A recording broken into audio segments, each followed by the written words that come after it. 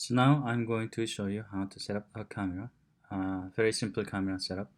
And there are different ways of setting up cameras. And first one, we're gonna try the first one first. And we go to create and go down to our cameras option. And then we see different options for different camera setup. So we're gonna choose the first one here, camera. And then if you choose, you can see the camera is created. And then let's say if I want to see through the this scene through the camera I just created, then you choose camera 1 from the panels and perspective and camera 1, and then I can zoom out just like how you control the perspective camera. I can zoom out with the mouse and then option key if you're using Mac, and I believe it's Alt key for PC. So now I'm looking at the this whole scene through the camera 1 I just created. So now I can set up a camera, but I like to know exactly like from where to where is the area of the camera. So in order to know that, you better click this both of them for now, which is resolution gate. So you see this number here. This is the resolution, the size of the image that we're gonna get. So 960 by 540. So if I click this one, this is render settings. If you go down here, you see 960 and 540. So if you change the numbers, or if you change the preset here to something else, the number will change, and also the ratio will change as well. So I just leave it at it for now, because we are not going. That's not our goal here. And so if I see it, now this will be a rendered area that if you render later, this is the area that you will get. So now it is almost like establishing shot, and this is not interesting, and this is not dynamic, and your audiences will not feel the it's exciting. So let's make it exciting by close up a little bit more. So the composition is really important, and also it's part of storytelling. So let's make it like this and make it a little more dynamic, and so it feels like also it's closer to me as a audience viewer. So I feel more related in a way.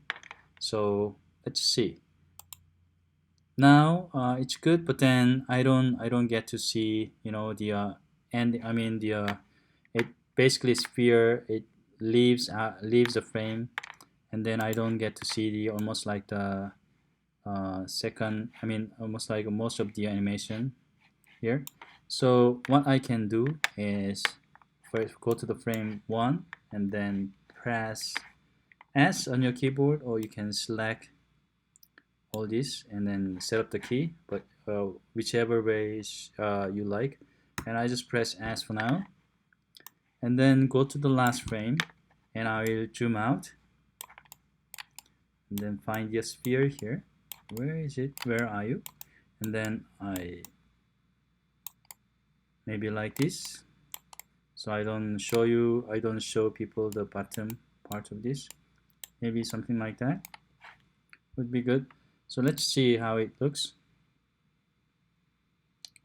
Okay, so the ending part and beginning part is good, but the middle part is not as impressive. So go here.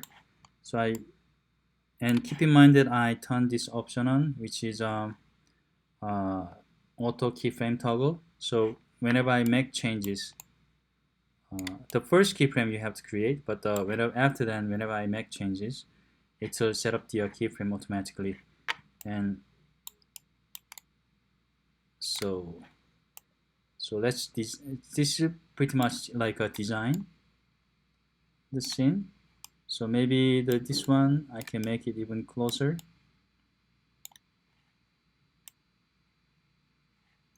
Yes, maybe it's too close.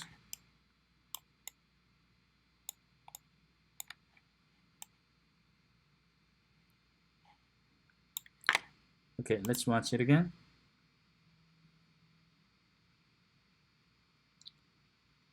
So maybe the third one, maybe I like to pull more out, or maybe it should be closer. Maybe a little bit. This one maybe leave the. Let's keep more room, and then maybe let's go here. Uh, so I'm going to sort of look up a little bit more.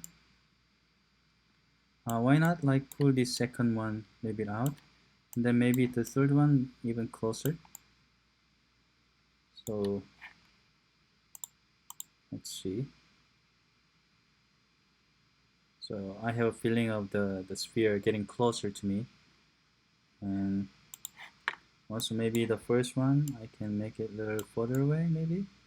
So, or you can even make it closer, but maybe make it a little further away so that as the time goes, it looks like it's getting closer to me.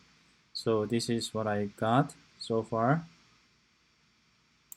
And the last thing, maybe try to look up a little bit.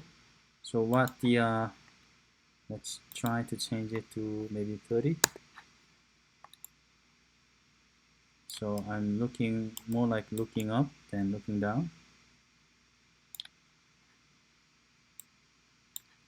And then here, maybe I'll go back to maybe not as much, maybe it's 15.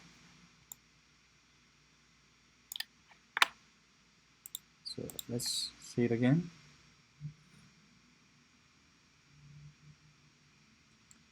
So this is what you can do with the first camera setup, first type of camera, the one that we chose to use. So basically, this is what we can do. Keep in mind that composition and how you move the camera is a part of the whole storytelling.